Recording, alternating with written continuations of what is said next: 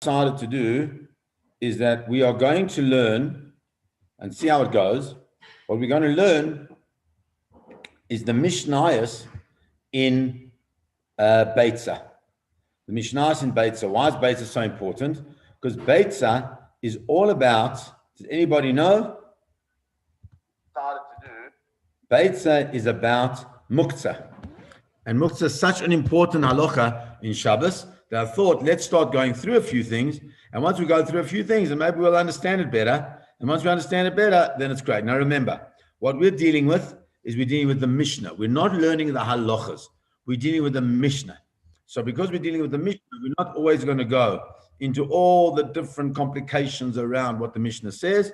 We're just going to try and learn the Mishnah. Okay, guys. So let me go to this. Okay, can everybody see my screen? I'm going to take that. Okay, Hamel, thank you for responding. And thank you, Yoni, for responding. Let's rock. And Yakira. And Doron. And everybody, Shkrach for responding. Are you ready to go? Let's go. BEITZAH. BEITZAH is an egg. BEITZAH is an egg. So it says the BEITZAH shenolda b'yom tov. If you have a BEITZAH, an egg, that gets hatched on Yom Tov itself. So now the question is, are we allowed to cook on Yom Tov, guys? Yes. Yes. You're allowed to cook on Yom Tov, right? So are you, if you're allowed to cook on Yom Tov, then are you allowed to basically do anything you want to in order to eat food on Yom Tov? Almost. Not exactly, but almost. So we have to learn those halachas. But now the Mishnah comes and says, you know what? What happens if an egg is laid on Yom Tov? Okay? So if you're allowed to cook on Yom Tov, maybe you're also allowed to eat an egg that is laid on Yom Tov. Says the Mishnah, Beit Shammai, Beit Shammai say, Tei achel, eat it, gesundheit, enjoy it. You can make a fried egg, you can do whatever you want with it. Make an omelet. I make a lekker omelet, a bit of cheese, sometimes onions, sometimes tomatoes. Anybody wants to come here over Yom Tov for a nice little omelet, you're welcome to come. That can be the prize for all the Mishnahs that we learned. You're welcome. So, look, right, according to Beis Shammai. But Beis Hillel say, hold on a second. Loi say achel. Nah, Beis Hillel say you can't eat it. Okay? You can't. So now, what is it talking about? Right? So the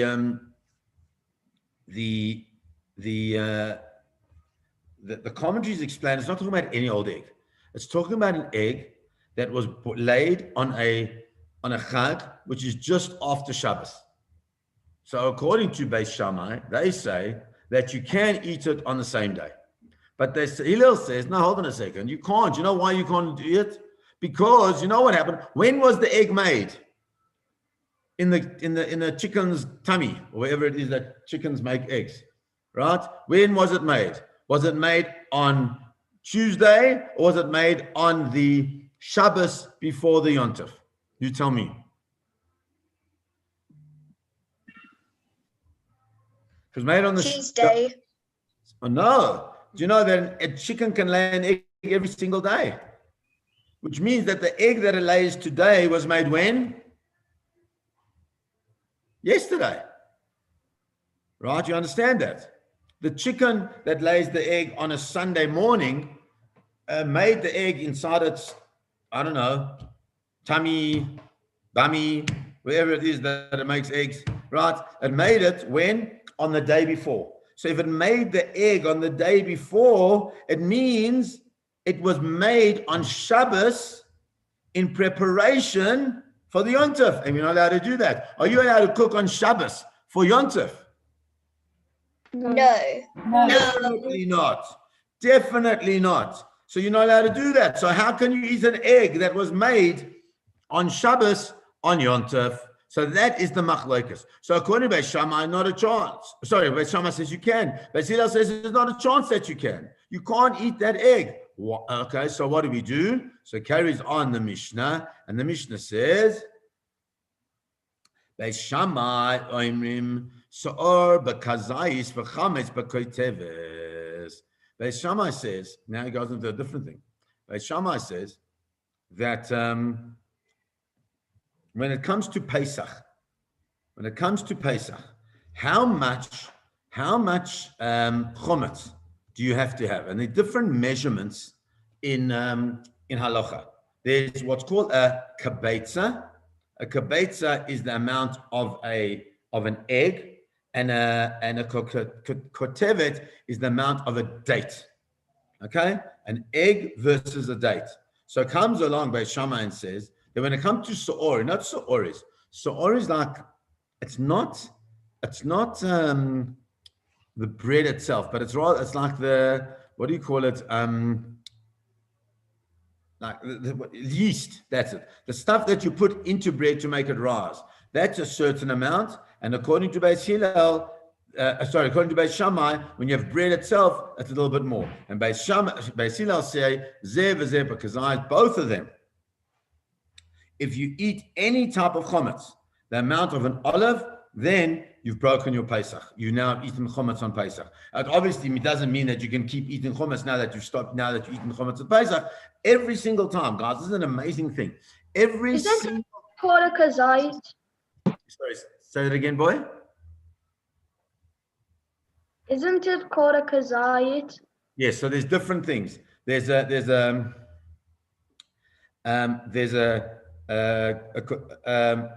kazait, there's a kotevet, which is sorry, not of an olive. That's of a date. Kotevet is a date. Apologies. A kotevet is a date, and kazait is an olive. Okay, so it's an egg, a date, or an olive. And we hold that it's all about the kazait. It's all about the olive, the amount of an olive. If you eat the amount of an olive, you nailed. You can't do it. Okay, guys. You got it. Okay. Can we carry on? Good. Comes along the Mishnah, next one. Now, are you allowed, okay, to shecht on Yontif? You know what shecht is, right? To shecht, are you allowed to shecht on Simon? Ron Simon says no. Anybody else want to answer? Let me see some people answering in the chat. Yo, somebody did 80 Mishnahs with their father. Well done. Okay. So, are you allowed to shecht? Are you allowed to shecht with on Yontif? Let's see. Listen, look what it says here. Says the Mishnah. Remember, you're allowed to do things to eat them. Okay. So look what he says here. Says the Mishnah. I'm right here. Oh, let me make it bigger so you guys can. Oh, sorry, I'm in the wrong. Okay. Says, yeah, have you got it? Can you see it? Hashoichet chaya va'of b'yontav. If it says, what do you say, Ba? I think you are allowed to shecht it, because if it says that you're allowed to do anything food-wise, then you're obviously allowed to shecht it. Okay, but then there are certain conditions which we'll see around shechting. So let me ask you a question. When a person shechts, and guys, please answer. Don't answer on the chat because I can't really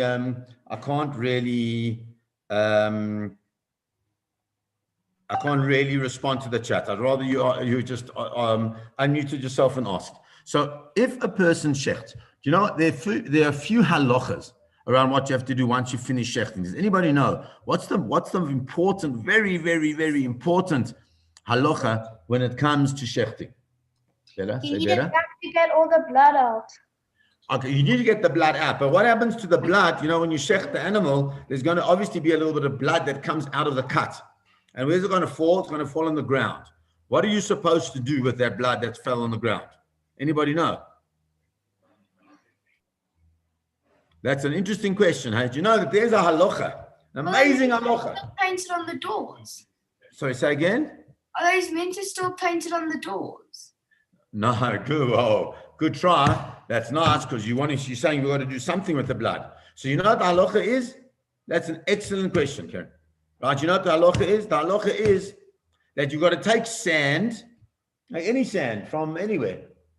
Take some sand and you make a brocha. Asher kedushanu b'mitzav tzivanu al kisui hadam. Kisui means to cover. And you take the sand and you cover the blood. That's the mitzvah. The mitzvah is we don't just let the blood stand open. We've got to cover the blood. So now we're going to shecht on Yontif.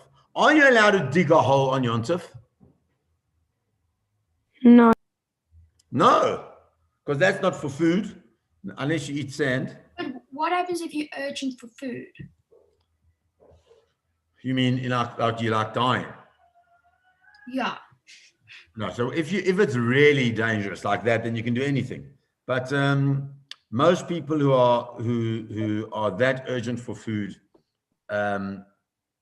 wouldn't be worrying about shechting. They would just just kill the animal to eat. They wouldn't have to shecht. Yeah. So if your life is in danger, then you don't have to go through all the halachic things. You can do whatever you need to save your life. I mean, obviously, ideally, you would shecht, right? But if you can't, so then that's what you can do. Okay. So what do you have to do? You have to cover the ground you have to cover the blood with ground. So now comes along Beit Shammai and says, "Hashochet chaya." What's a chaya? Anybody know what a chaya is? A laugh. A wild animal. Correct. But in halacha, very good. A chaya is a wild animal. Okay, but it's not only a wild animal. It's any type of game, any type of animal. Va'of, and a bird. B'yom tov, on Yom Tov. Beit Shammai says, what do you have to do with the blood? If you did that, then you've got to cover it with blood. Beit Shammai say, Yachpor bedeker uveyachaseh. They say, you know what you can do? You can go, take your spade, and you can what's it called? You can dig a little bit of a hole and you can cover it over. Okay? But comes along, Beit Hillel say, Lo yishchot. You don't shecht. Unless you've got sand mukhan mibodyon, ready from when? It has to be ready from before Yontif. You can't prepare the sand on Yontif. You can't do anything you want for food, says Beis Hillel. You can only do things directly related for food. You can't do something like that's indirectly related. So the covering of the blood is indirectly related to eating the food, and therefore what? You can't do it according to Beit Hillel. Umodim, and he says, she'im shachat. What happens if you did shecht? You only learned one part of that Mishnah because we lost connection. Okay, I was teaching you the whole Mishnah and you lost connection and you thought I said that according to Beit Shammai, everybody agrees that you can cover the blood. So if you shechted and you covered the blood like according to Beit Shammai, are you allowed to eat the food? Are you allowed to eat the food? No. Hey, how's that question, hey? What's the point of shechting the animal if you're not going to eat it? Exactly. But you thought that you could. You thought that it was okay. You thought it was okay. So look what he says here. Why? Because ashes of the stove are prepared for the holiday. In other words, he's not talking about sand. He's talking about, you know what? I don't know what to do. I haven't got any. There's some ashes in the stove. Any of you seen that when you finish the braai? I don't know if you guys braai with charcoal or you braai with gas. So if you braai with charcoal, you'll see at the end of the braai, there's always like ashes at the bottom, right? So you can, according to Beit Hillel, when it says that you can dig, it means you're digging not sand, but you're digging ashes. And you can take the ashes and you can cover the blood with the ashes. It doesn't only have to be sand, according to this opinion. Now, why this is also important, guys, you need to understand, is that what we're learning here is not just about sand and blood and things like that. What we're learning is what we can do and that we can't do on Shabbos and on Yontif, because those things are muktzah, or they're not prepared properly, or they're things that maybe it's like what we call an uvda dechol, something that we don't really do during the week. And as we go through these Mishnayot, what we're going to learn is to understand what it means to be careful, much more careful on Shabbos. And one of the things that we're going to have to look at and try and understand is, are you allowed to play what on Shabbos? You're allowed. Can't hear you, Rafi Sandra. Are you allowed to play what on Shabbos? Are you allowed to play soccer on Shabbos? Why wouldn't you? You'll see, we're going to go into that, because maybe in the same way as we spoke about things that you do during the week and things that you don't, maybe there's a grass issue, maybe there's a whole lot of different things, and we're going to get to that, Ezrat Hashem, but not today, because it's already 2 minutes to 6. Have a beautiful day, guys. We learned 2 Mishnahs. I know they're hard, but stick it through. We keep on learning. God bless, guys. Goodbye. Thank you. Thank you. Hello, Martin Kelmick. Oh, he's gone. Oh, he's there. Hello, Mart. Bye, guys. God bless. Have a beautiful night. Bye. You thought to ask a good question, Mart. Good. Great team here you got. I get a good answer. I hope so.